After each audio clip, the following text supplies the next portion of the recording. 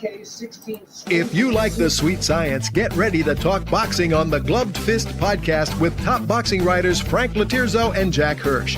Frank, a former amateur boxer out of Philadelphia, writes for NY Fights and can be seen on the Boxing Channel.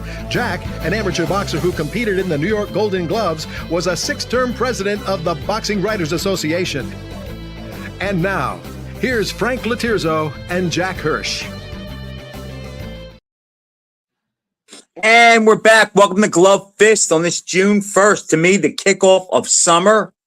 My name is Frank LOTIERZO, former writer, full-time observer, try to be more, joined by 6-term former president of the Boxing Writers Association of America, Jack Hirsch. Jack, I know you're a New Yorker. The Knicks are back in the finals for the first time since when?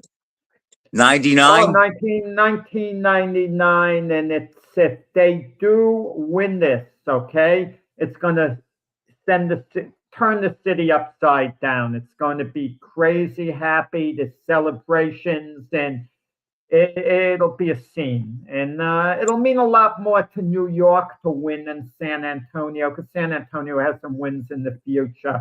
And Frank, I thought you were going to start off with your second favorite sport next to boxing, because there were a couple of big deals in football. And your hated Philadelphia Eagles struck again. They got rid of A.J. Brown as predicted. They covered him by drafting Will Lemon in the draft wide receiver. And they have Devontae Smith. And they got a number 1 and a number 5. Howie Roseman does it again. They don't mess around. Value. They get top value. And Myles Garrett going to the Rams there. And I was telling Brian before he came on, thank the Lord that Myles Garrett didn't go to the Eagles. I'm glad about that. A.J. Brown, as you said, everybody knew that was going to happen. But you know what? They wanted out of him. He helped them get a second ring. He's got a ring. He's going to make a lot of money. And you know what? The Patriots were in the bowl last year. Drake may have a good future. So it's like he's not done. Yeah, we got to compare athletes in other sports to boxers. And Myles Garrett would be David Benavidez. If I had to draw a comparison, impact and everything, strength, the whole thing. That's a fair comparison. I like that. Good deal for the Pats and the Eagles.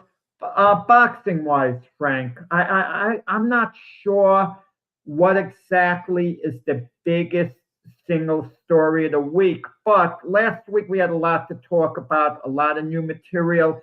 This week a lot is happening. I'm not sure what exactly the centerpiece is. What's the big we could story? dovetail off of last week, Jack, because Usyk fought last week. Didn't look good. Yeah. And now the WBC has ordered that he has to defend against Ajit Kabiel next. And, you know, Kabiel's been a guy who's knocking off contenders, good contenders, not old guys. And, you know, he's been there, and I think he brings a style that I think troubles Usyk, the fact that he is a pressure guy.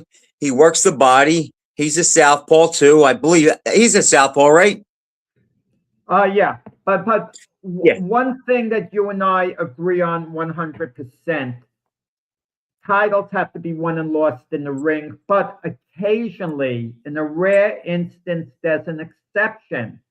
And if Usyk fights a rematch with Rico Harivin, if he has a rematch, like we talked about last week, I'm all for stripping him of the title. That's already ludicrous. I don't care how good a fight that Rico gave him the first time. The bottom line is Rico lost. He was stopped. He got stopped, and as great a fight as he fought, and as unfair as the scorecards might have seemed to some who thought Rico was winning the fight, that's fine. I'm one of them, okay? The bottom line is most people feel Rico probably would have gotten stopped in round 12. That's like the consensus. We'll never know for sure. But the bottom line is Usyk gave him an opportunity. The WBC and everyone else was willing to give Usyk a pass for one fight. Because he's been a great champion. Now, he's been a fighting champion. Some people might say there's a little precedent. They might point out, well, Joe Frazier after Ali 10 months later fought Terry Daniels and Ron Stander. But the bottom line at that time, Ali knew he was going to be fighting Frazier again. Everyone knew they were going to fight again. Ali wasn't saying strip him of the title. I got to fight him right now. People forget that Ali was biding his time, as was Frazier about the second fight. Neither guy was rushing into it. They knew it was going to happen, but it was going to happen on their watch, at their pace. There wasn't any urgency at that point. Frazier wasn't ducking Ali. Ali wasn't demanding Frazier fight him at that moment. But this situation is different. No, because Rico just came out of nowhere. He jumped in front of everybody. He made a good showing, but guess what? There are guys that are more more deserving in that opportunity, and Caballel is probably the main guy. You know what? Let Rico fight Joshua. Let him fight Fury. Let him fight somebody else. Let him show that he wasn't just a one-night fluke, and that Usyk looked past him, came in heavy, and maybe he's even on the decline. I want to see a real fight. Caballel's a real fight. He brings the style to give Usyk trouble, and I want to see that. I don't want to see more gimmicks. Let Rico fight somebody else, beat somebody good, and then you know what? Then he's in line. Frank, it's more than Caballel. Caballel's earned this opportunity, but he hasn't been Caballel, a lights-out contender, but he's earned the opportunity. I'll give you an example. Let's say Usyk turned around and he stunned us, and he said, I want to fight Moses Atamu next, and Atamu accepted, and they were going to fight. You absolutely don't strip Usyk. No way. No way. But a rematch with Rico, I can't stomach it. There's two or three guys ahead of him. But let's say they strip, Usyk would get stripped, and we would actually back the WBC. What fight, Frank, would determine a legitimate heavyweight champion? That's the tricky part about it. Don't tell me Atamu Hrgovic. That doesn't do it for me. If Atamu fought, let's say fought Daniel Dubois, I might, consider that, for the real heavyweight championship. But Jack, if Usyk is still undefeated and he gets stripped, that's almost like when Ali lost the title. Usyk didn't lose the title in the ring, so to me, he's still the best heavyweight, and he's the champ. So whoever wants to be the champ has to beat him. No, but if he won't fight them, if he's going to fight Rico again, that's what I mean. That puts him in a bad situation. Jack, that puts him in a bad situation, but still, I can't, there's no way I can acknowledge, I don't care what this body say. Usyk is the alpha dog heavyweight in the world. He's the best heavyweight in the world, and the only way he loses that title is if he retires or he gets beat. They can strip him of it, but we know today the titles don't mean anything, and he won't need the title. Everybody knows he's the best heavyweight. Yeah, well, now we have a question whether he really is the best heavyweight in the world. He's earned it on paper, obviously, and passed. And in the ring, he still earned it, Jack, because he has not been defeated. He didn't look good his last time out, but he's still the man. He has the best wins. He's been the most consistent. It's hard for me to even take it serious that as much as I think Atamu might be the future, him fighting Caballel or him fighting Wardley or Dubois, I just can't. It's just like, you know what? They would be a title holder. They would be Jimmy Ellis, the winner, and Usyk is Ali until he comes back or faces him. Well, there was a press conference today, speaking of heavyweights. Anthony Joshua and Christian Pranga took place in London. Okay, we have Prang on this show. We'll have him on. If he should defeat Joshua, pull a massive upset, we'll have him come on again, and talk about it. But I kind of like. Let's have him on even if he loses. Yeah, absolutely. I kind of like Joshua's plan, how he's going about things. He says he wants to beat Pranga, then beat Tyson Fury, then fight for the title. And you want to know something? If he does that, he would have earned a title shot, I feel, because he has it kind of mapped out. Not to take the long break. The Fury fight will take place by the end of the year. Fury is going to be taking a tune-up, which is going to be interesting to see who Fury picks as an opponent, because these tune-up fights, then they're not the gimmies that people always think they are. They could end like disastrously. Like we could even talk about one of our favorite fighters, one of our Jerry Quarry, favorite of yours, a favorite of mine. Before the second Frazier fight, remember the tune-up he took against Joe Alexander at the Nassau Coliseum? He got dropped in the first round. Heavily. And he was hurt. An Iron Chin Quarry who would stand up to the biggest punches, okay, gets dropped heavily by Joe Alexander. Who had like 10 fights, right, Jack? Yeah, Joe Alexander was a gimme going into the fight. And it happens. I mean, you could never tell. But the only difference is, Jack, Jerry Quarry fought. These guys say don't fight, and they're always taking tune-ups, and that's what I don't like. Fury and Joshua should be going at it now, not more tune-ups, and that makes me think that there's a good chance that we'll never see that fight because Joshua, to me, could lose to Pranger. He could lose. Well, if he fights Fury, then I think he loses. But if he takes too many tune-ups in between, they're not going to fight. Fury could lose to anybody good. They should just be fighting next. I'm tired of the dance. It's like those guys have been pros for years. But if they have a tune-up and then fight one another, they really are showing. How do I explain it? If that happens, Jack, yes. But we don't know what's going to happen. The winner would have earned, a chance to fight for the title. It wouldn't be that both guys would damage good. Let's both guys fight, show they could look good.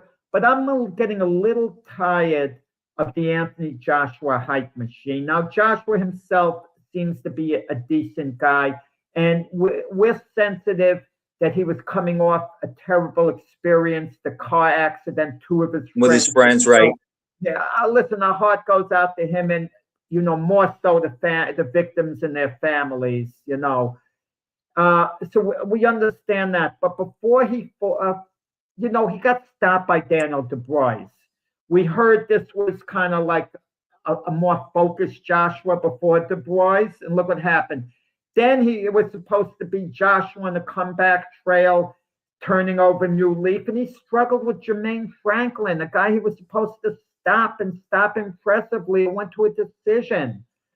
So, and the fight with Jake Paul, I don't condemn him for going 6 rounds with a much smaller Paul, because Paul fought to survive. Let's face it. Once in a while, Paul would, lunge in with a big right hand. Paul fought a very smart fight, his best possible fight, and Joshua kind of bided his time. He didn't take any real reckless chances, and he got to Paul, 6 rounds. But what did he show in that fight, though, Jack, really? Other than he was measured and careful, and he hit a guy one time clean, and that was the end of the fight. But he let a guy live 5 rounds until he did that. What did he show? But Keith Sullivan, you're right. But listen, all in all, you can't criticize him for the performance. That's what I mean against Jake Paul.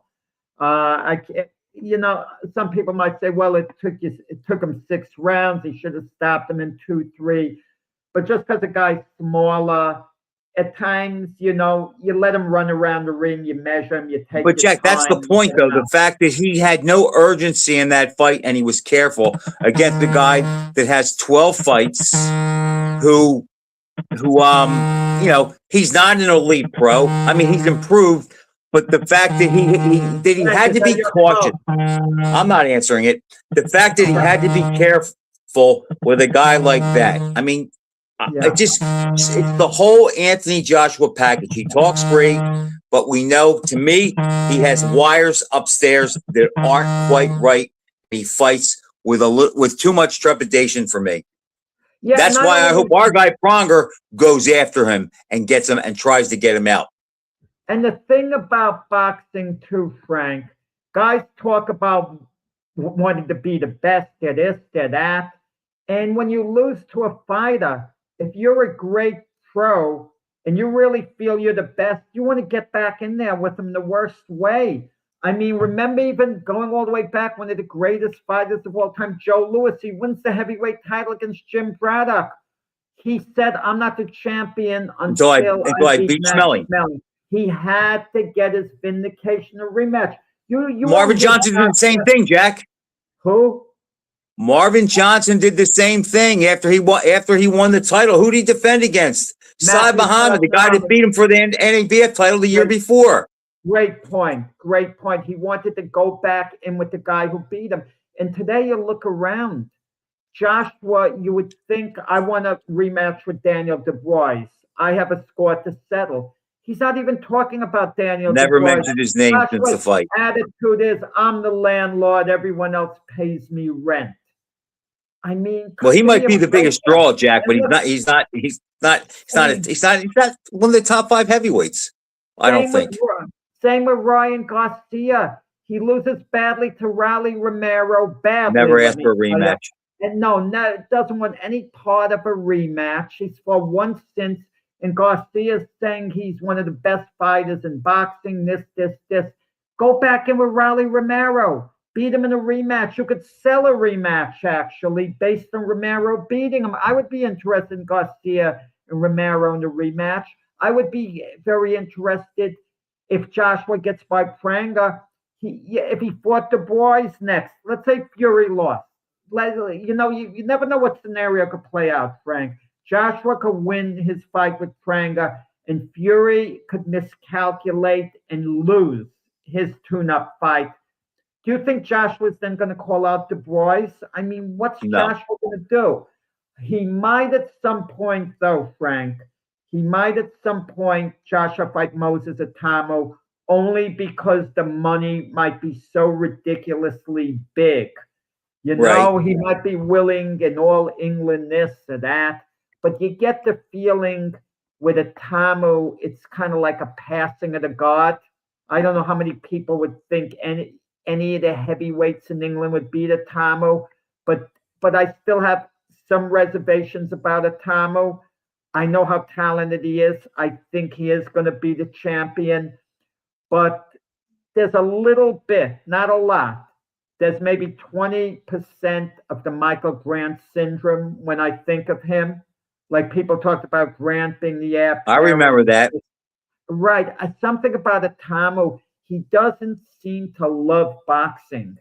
Something is missing. I think it's like he does it real well. He likes the money, the notoriety. But Jack, I think the difference is Michael Grant in the early 90s or late 90s, he looked like a heavyweight of the future.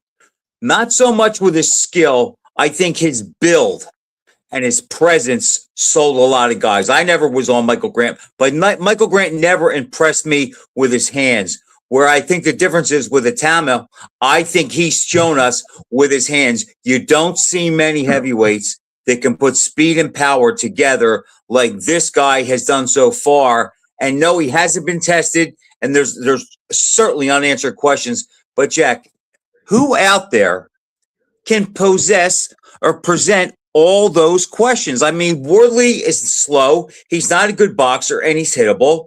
We know Dubois can be.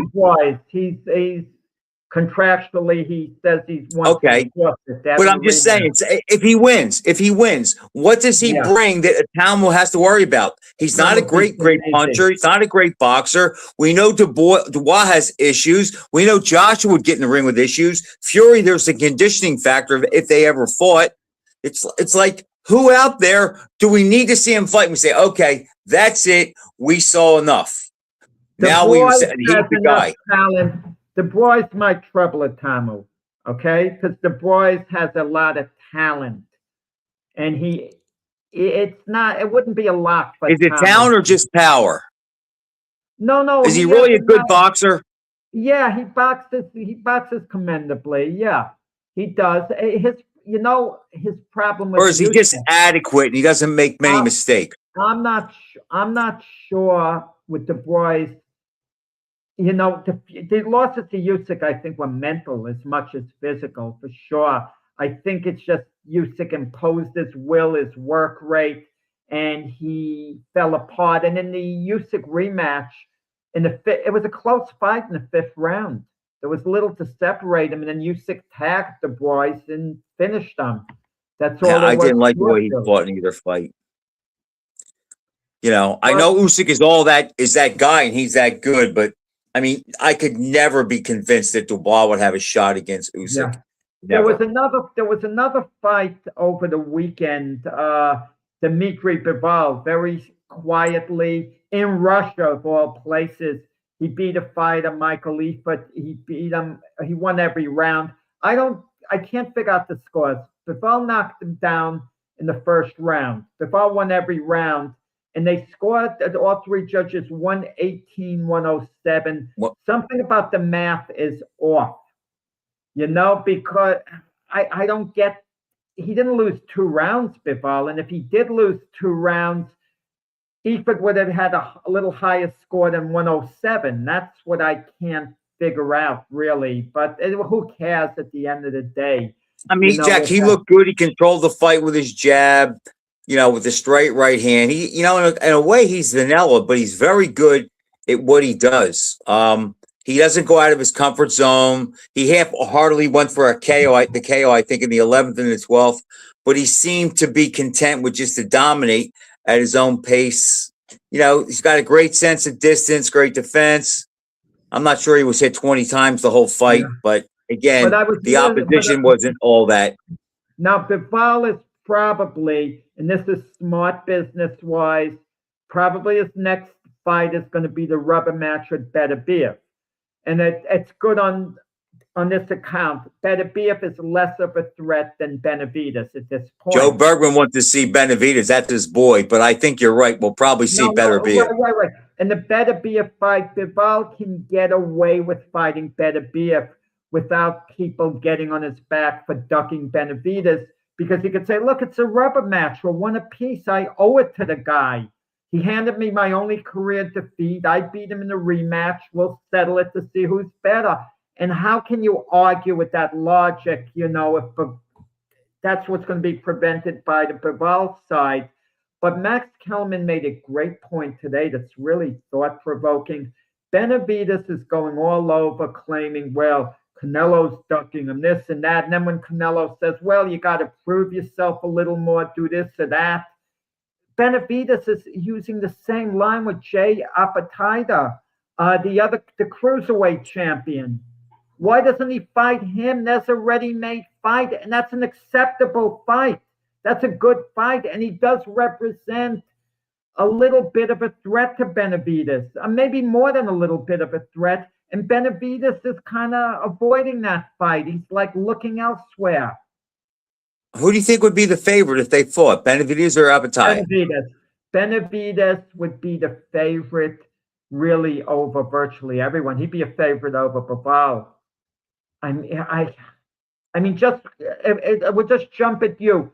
You would analyze it like you do all fights very carefully, a Bivol-Benavidez fight, but on the surface, forgetting the resume, just knowing what both guys bring to the table, it's hard to pick against Benavidez. It really is. But if there's a style out there, Jack, and a guy that could beat him, it would be Bivol, because Bivol has a chin. He can box and he can fight and he can move. He won't stand there and go toe-to-toe with him. And he's got the 2 Beterbiev fights under his belt to kind of harden him a little bit for a guy like Benavidez. So I'm not sure. And if we're going to bring Benavidez down to 175, I don't know if he'd be quite that killer there. I know Bivol gets there with no trouble. That's the X factor. But just the idea that Bivol wouldn't fight Benavidez next, if he doesn't, and I don't think he will, is very revealing, because that means his camp regards Benavidez is such a high-profile risk. So they would sooner do these 2 fights, beat Beterbiev. And Canelo has been talking after he beats Mabili, which is no lock, but that's what he says. He's been talking about fighting Bivol. And I believe Canelo. I don't think it's just talk. And that's what we like about him. He fights. Right. But Canelo never entertained Benavidez to fight with him. And if Benavidez says, and I don't see how he'd do it, he would get down to 175 for Canelo. And you want to know something that's crazy? I don't think Canelo could beat Bivol. They fought again. But let's say No, we have another Julio Cesar Chavez, Frankie Randall rematch situation, and Canelo wins a highly controversial decision, highly controversial, and now he's the champion. I think at that point, Canelo might say to Benavidez a year from now, okay, I'll fight you at 175. And by that point, Benavidez would have grown into a solid 200 pounder. Solid. the only I problem mean, with that game, Jack, is I'm not sure Benavidez has peaked yet, and playing the waiting game may actually hurt them. And if I'm Bivol, I'm thinking to myself, I'm 35. This time he's what, 28, 29, Benavidez. You know what? He may not have peaked yet. And he might get better. Maybe I want to go at him now and bring him down to 175. So I don't know if he's ducking Benavidez. I just think that making weight. Oh, you're talking about Bivol. I'm thinking of Canelo right, now. I'm thinking right. Canelo might eventually shock us and take a fight with Benavidez, but he might make Benavidez lose so much weight. For all you know, Canelo might say something crazy like, okay, I'll fight you 172 pounds. Like that's the limit. He might say, I'm a super middleweight. I'll fight you to catch weight, this and that. And he might be willing to offer Benavidez this extra sum of money where Benavidez will say, darn it, how can you turn down this money? And Benavidez might say, okay, it might kill me to make weight, but I'll do what I have to do. And that might I be don't a think real Canelo fights Benavidez, Jack. He'll never say catch weight. It'll be 168 or no fight. And Benavidez will take it, even if he has to cut a leg off to get to 168. That's the fight he's wanted. That would be a tight. There would be the title would be on the line. There's nothing in it for Canelo to go catch weight 172, 173. Canelo will be, he's still the guy with Crawford gone at 168. I just don't think he would give Benavidez that luxury. And Joe, you may be right, but in all honesty, we've seen enough now. Benavidez is clearly, predominantly, profoundly bigger than Canelo. I'm a little tired of him being a weight bully there. Yeah, I mean, come on, Jack. They're not the same size guys. Benavidez is 6'2" and 200 pounds. Listen, to me, the ship has sailed on that fight, but I do think Canelo did duck the fight when it should have been made. I think he had much trepidation about it, and that's why it didn't happen. Absolutely. Right. Is it a clear, obvious duck? He didn't want to fight, and Canelo didn't want to fight. I mean, that's just, what it is. The upside wasn't there, and the risk was too great. I see that. I see that. To me, the fight right now I want to see would be Bivol and Benavidez at 175. The perfect style clash. I think Bitter Beef's a little long in the tooth now. We know that Benavidez is close to his peak. Bivol's probably at his peak, and then he's going to start going the other way. But I love the style clash. I would love to see it because I don't think it would be as easy for Benavidez as everybody thinks. No, well, because of the movement, Bivol exactly. And style-wise. I mean, but Benavidez brings a lot to the party. The hand speed, he's pretty good at tracking it down. He gets off inside. I mean, it's definitely a tough fight. That would be the fight I want to see. And you know what? Benavidez making the weight would probably have a lot to do with who I picked. You disagree with me, okay? At least last week you did. I'm getting close to the point where I think Benavidez should just say to heck with it, sit down with his team and decide we're going to go heavyweight from now on. We're not making weight anymore. Case is closed. He's a guy who can put on weight, be a solid 220 pounder with tremendous skills, and how much power he'd have as a heavyweight. Let's not dismiss it because he's a devastating puncher, in the weight class he's in now. Or maybe not devastating is a little too strong a word, but he'll be a decent puncher if he was at 220, okay? He'd be a decent puncher. Be a lot slower too. he gets it's a heavyweight. No, not if you let him naturally fight at a natural weight. I'm not saying he has to bulk up. I wouldn't want him to bulk up. That's the one thing I wouldn't want. I'd But say Benavidez, 220 is 20 pounds more than he weight in his last fight. that's fine because he had to make weight in his last fight. He won't have to make weight. That means he's going to be really, really strong. Every fight going forward, not having to make weight. I mean, that's. I gonna be think if he's a great. heavyweight, Jack, he's James Toney. Different style, but I think he has the same success. Toney There's wasn't guys he that- can outwork and beat, but I just don't think he beats any of the elite guys. Yeah, but when Tony at one point may have been the best heavyweight in the world at one point, Roy Jones felt When? he was. At one point in his career, I forgot who was on top at the time, but I know mean, it had to be like 204 at that time after he beat Ruiz. He Right. wasn't going to beat either Klitschko. no. I disagree. I don't think there was ever a day Tony was the best No, heavyweight in the world. but I will tell you this. He wasn't going to get embarrassed against either Klitschko. They weren't going to outclass him. They weren't Well, going because he has a embarrass great him. chin, he would And survive great with skill. Vladimir. And great Vitaly skills. would have beat him up, but he might not have knocked him out. No, great skills, defensive ability. He would have been competitive. Jack, he's 5'8", he's got alligator arms. Could you see him in the ring with the 6'6" and 6'7" Klitschko brothers? Vladimir wouldn't be worried because he can't punch. He would just keep him outside with his jab. Tony would never get inside, and Vitaly would go after him and beat him up. I just don't see that case at all. Yeah, well, it's Of hard Tony being the best heavyweight. I mean, during the time he beat Holyfield. Now, Holyfield obviously wasn't the same fighter. He was a corpse at that time, Jack. Yeah, but I believe after that fight, Holyfield was in competitive fights against good guys. We tend to Who? Well, Larry if you Donald picked him apart. He didn't look good against Sherman White. I was there when Chris Bird painted him for 12 rounds in 2002, 2 years before he fought Tony. I thought Holyfield looked like a corpse against Tony. He didn't even look that great in his 3 fights with Ruiz in 2001 and 2. Yeah, okay. I'm not going to argue in the sense Tony's been. Whatever so Holyfield had left, Jack was a great fighter. He left in the ring after the second fight with Lennox Lewis, where he made a real good run.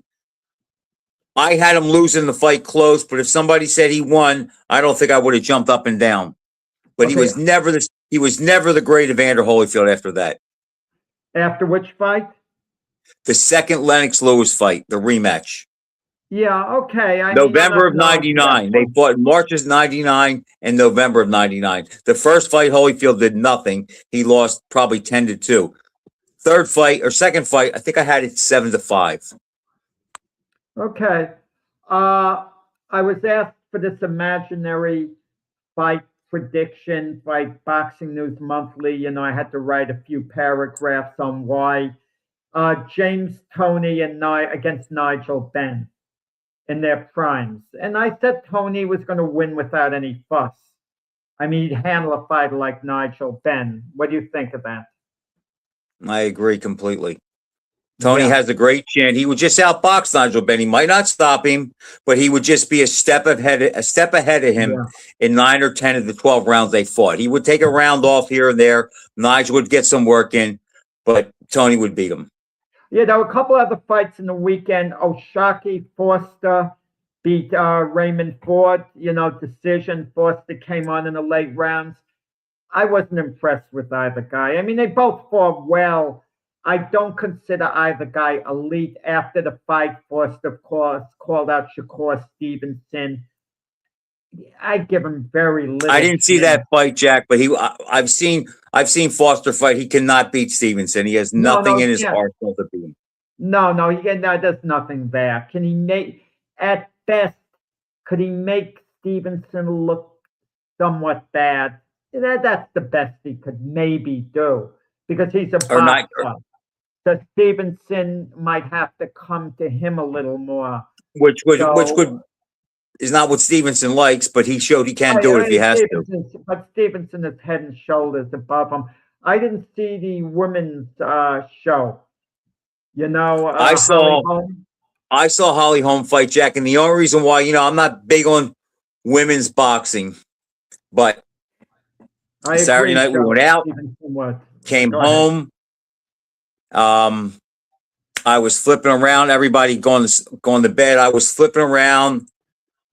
I said, let me see what's on ESPN. It was women fight. It was a women's card.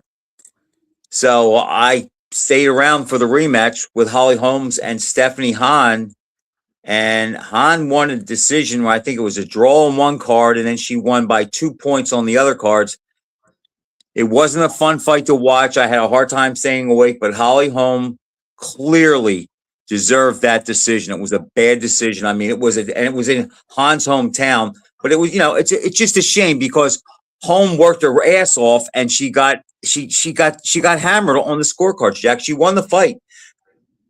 Stephanie Hahn didn't do anything. She's a counter puncher. She waited for counter opportunities that didn't came because Holly Holm came in, peppered her, and moved and went around one way or the other and just wasn't a target to be there to be hit. It wasn't an exciting fight. It's not going to put women's boxing on the map, but it was a very, very bad decision.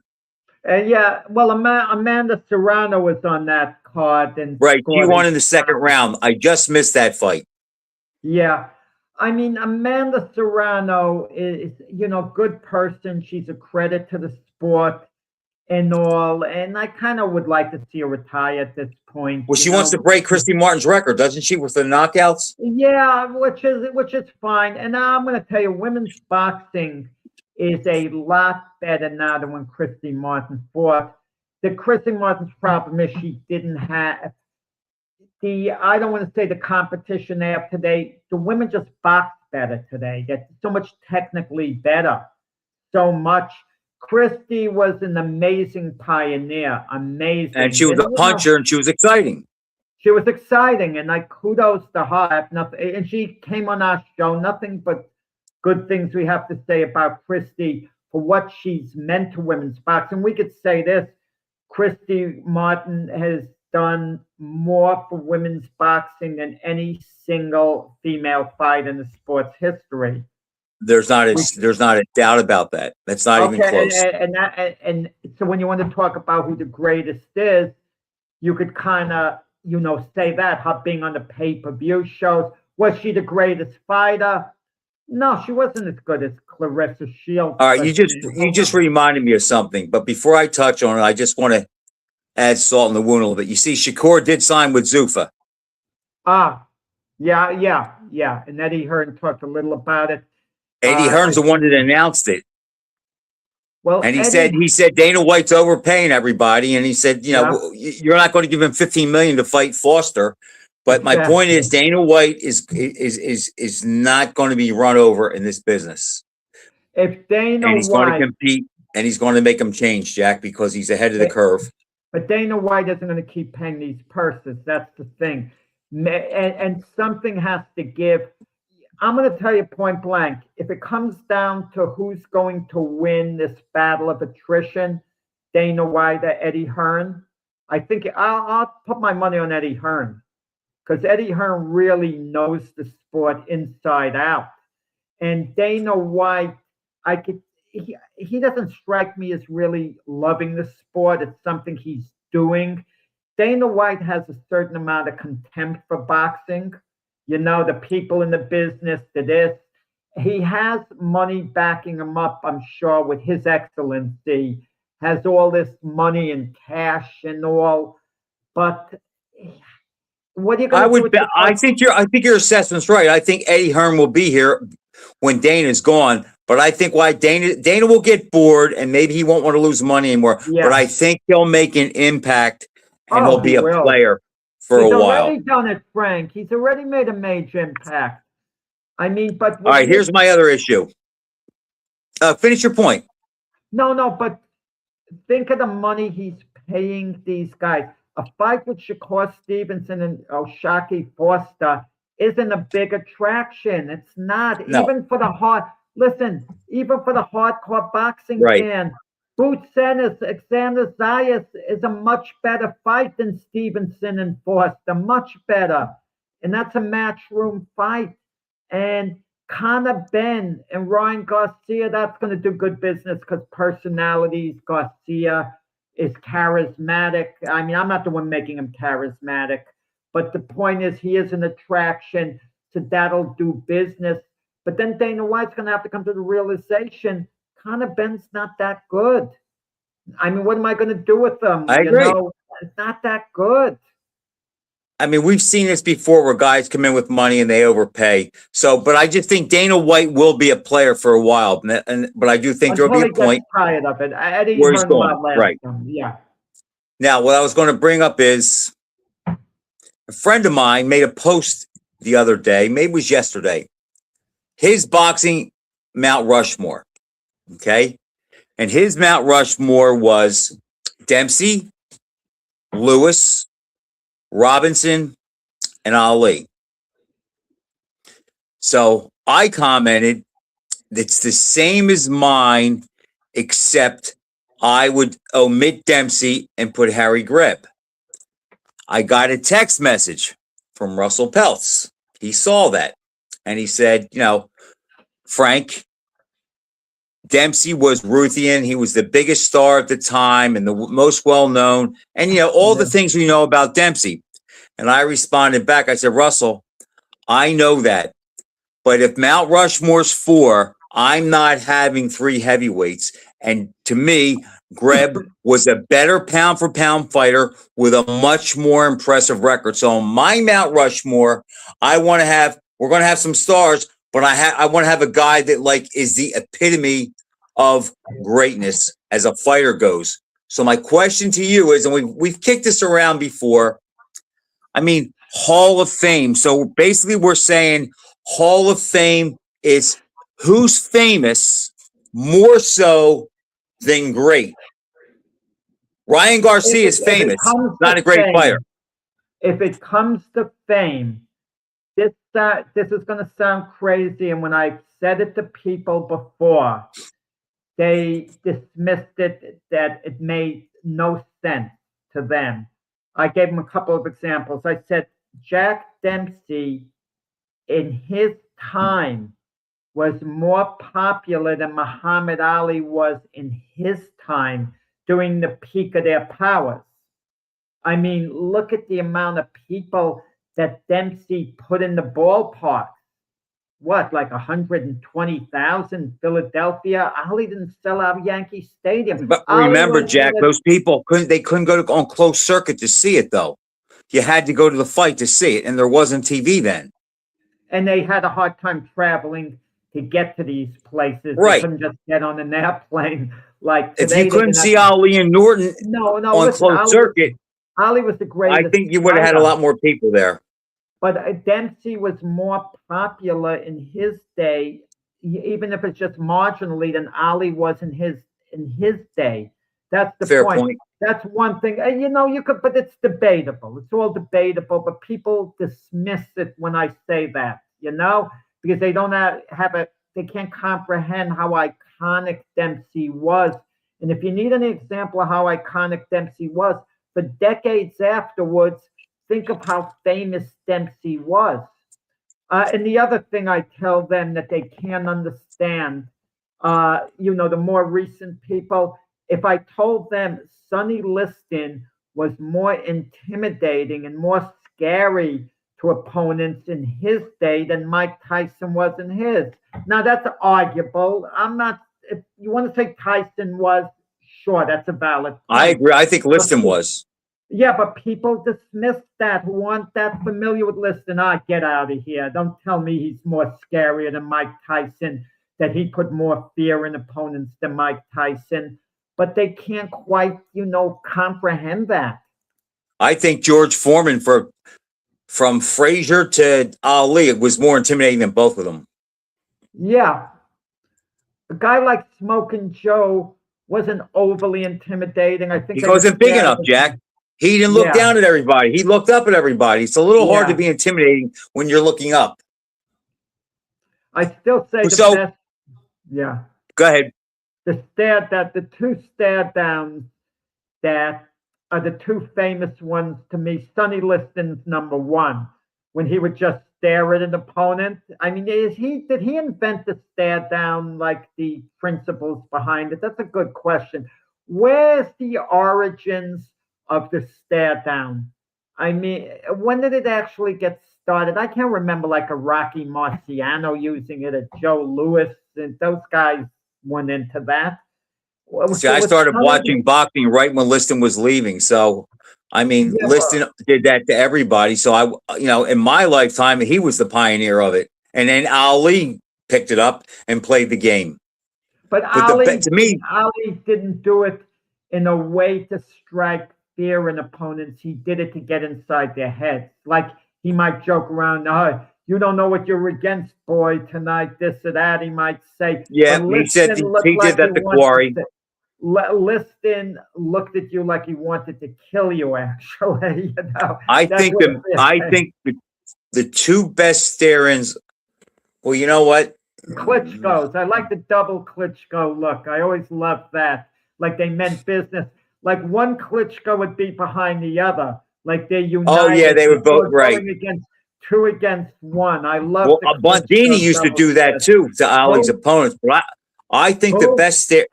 Bundini Brown used to do that. Bundini would be behind them. But I'm saying he'd stand over Ali's shoulder and he'd stare he'd stare right at the guy.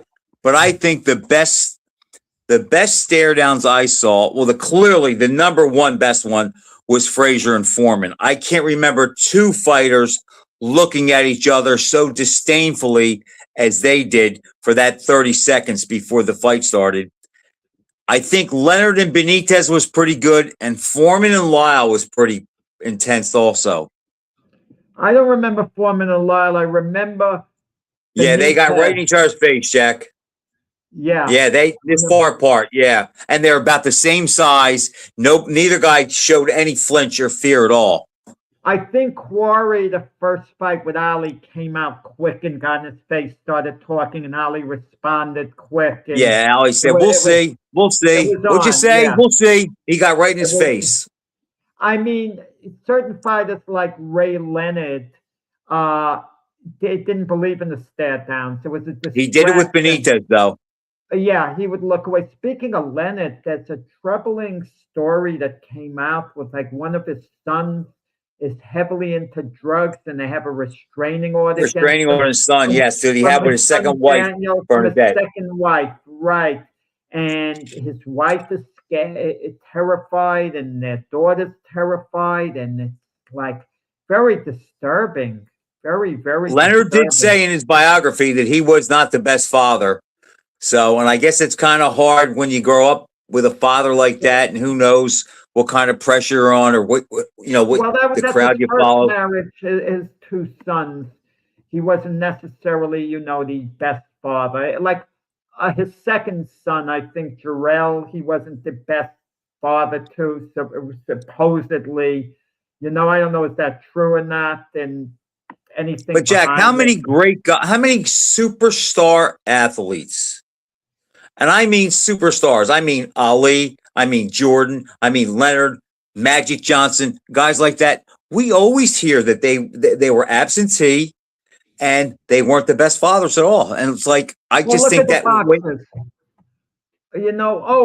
Speaking of I saw a documentary yesterday, and it had to do with Willie Pep, and his son was involved in the documentary. That's why I'm sorry to get off. It came out. It's called The Featherweight. It came out in 2023, and it came out in these film festivals. I was waiting to catch it on YouTube. It finally came to YouTube, Frank. It's not bad, okay? It's called The Featherweight. I'll have to check it out. When you have a chance, check it out. It dealt with Willie Pep when he wanted to make a comeback in the ring in later years. That's all. So it's very directed towards that one particular story. It wasn't directed towards him, working his way up the ladder and becoming a great champion. But your Mount Rushmore, to just get back to that, you know who I could put on that Mount Rushmore if I wanted to? I could maybe Henry Armstrong, conceivably, right? Based on achievement and accomplishment. Achievement. Now, if you were going to put a welterweight Henry Armstrong against a welterweight Tommy Hearns, I mean, I'm probably picking Tommy Hearns, but based on achievement, accomplishment, I mean, how do you Armstrong rates ahead, but so Ali and Lewis, the Mount Rushmore guys. How can you leave one of them off? Ray Robinson. How can you leave him off? See, To to me, those three, there's only a spot for, if we're going to go four, there's only one spot left, because those three you just named, you can't leave them off. It's impossible to bump them. It's impossible to put anybody above them, as far as I'm concerned. All the way across on what they were as fighters and what they meant to the sport and just the whole picture. I just can't see bumping Robinson for anybody. So they're on Mount Rushmore, and let's say there's a door for an entrance. They need a fourth one, and Dempsey is told to leave. How would you feel about Money Mayweather entering the Mount Rushmore, walking through the door? And telling I would take a drone and I would bomb it. He'd tell Ali and Robinson Lewis, move over, guys. I get the first seat.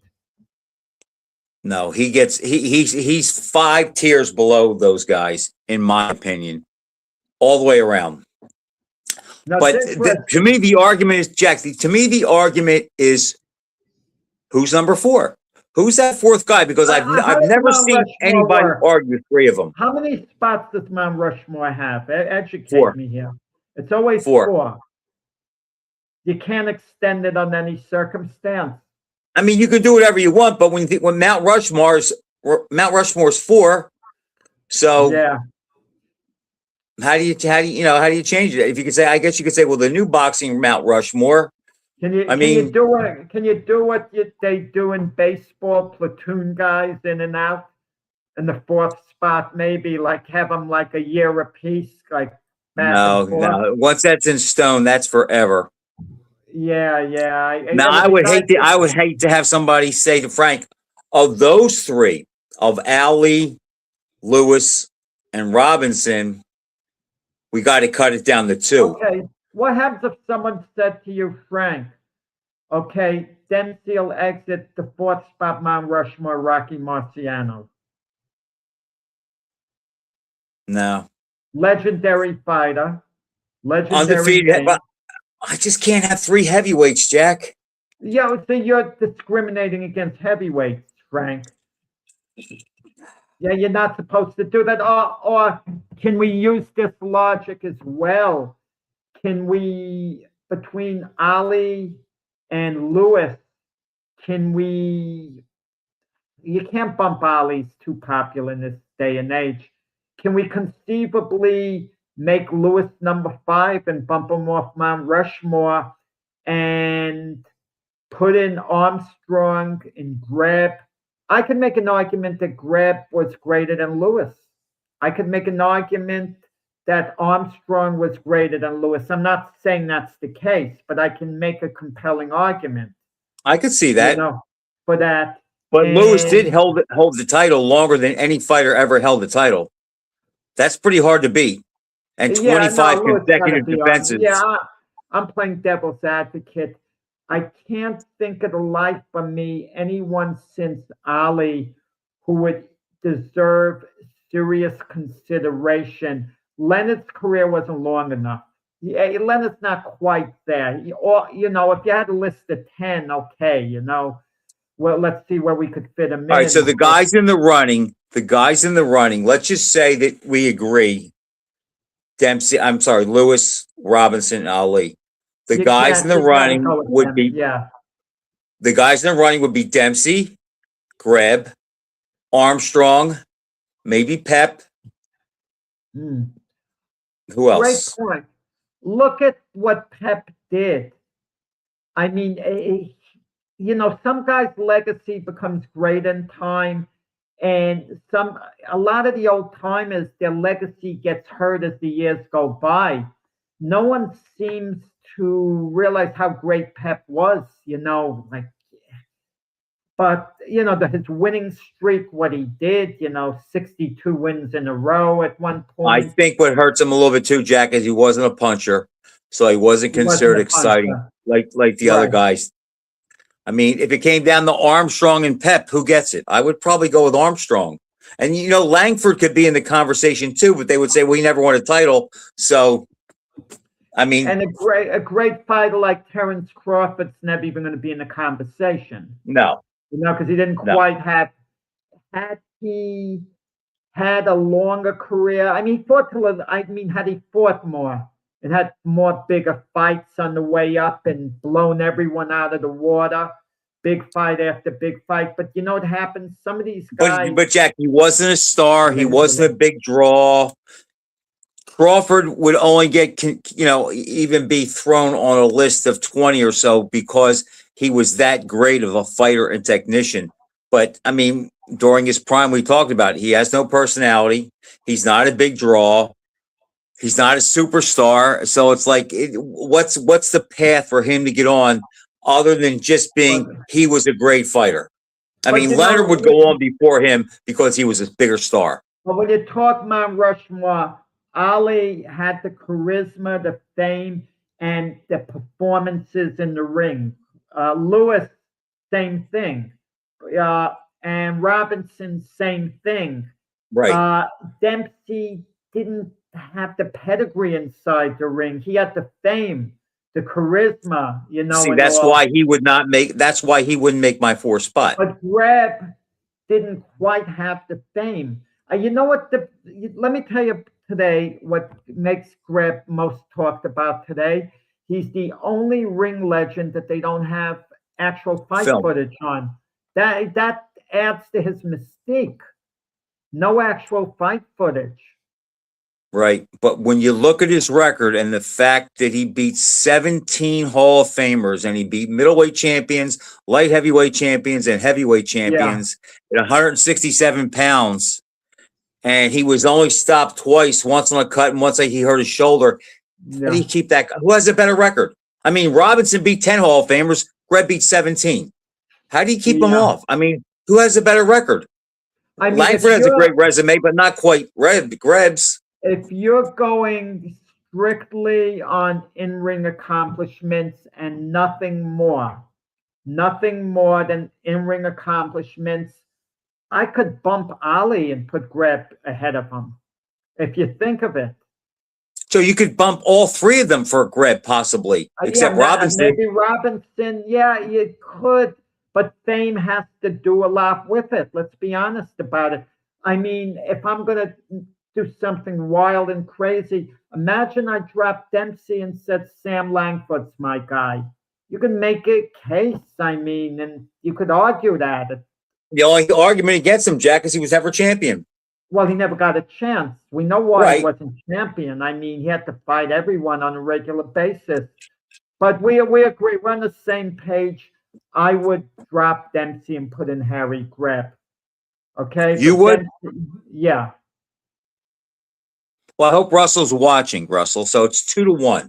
Well, no. But Russell is talking about the fame what Dempsey did. I understand that, but okay. So Russell makes a good argument. So you're telling me that Dempsey's fame trumps Greb's ability and record, and that's a fair argument. No. My argument is Greb. When a fighter like Greb goes 45-0 in 1 year and beats some top of the line guys amongst those 45 wins, that's insane. Jack, I agree. And I also think on a Hall of Fame, if we're only going to have 4 guys, we have 3 superstars in Ali, Lewis, and Robinson. Don't you think if it's a boxing Hall of Fame, like one of the guys on there has to be strictly like his credibility and accomplishment as a fighter balances it out more. So it's not just popularity or just superstars. That's my thinking.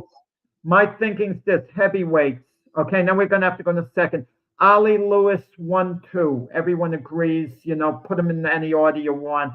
And then there's the rest. You start thinking from number 3. And Dempsey in a lot of people's ratings isn't number 3. He's down there, maybe 7, 8 or whatever. Okay, but Frank, we'll talk about it more next week, Frank. All right, Jack. Great show, guys. Thanks for watching. We'll see you next week. See you.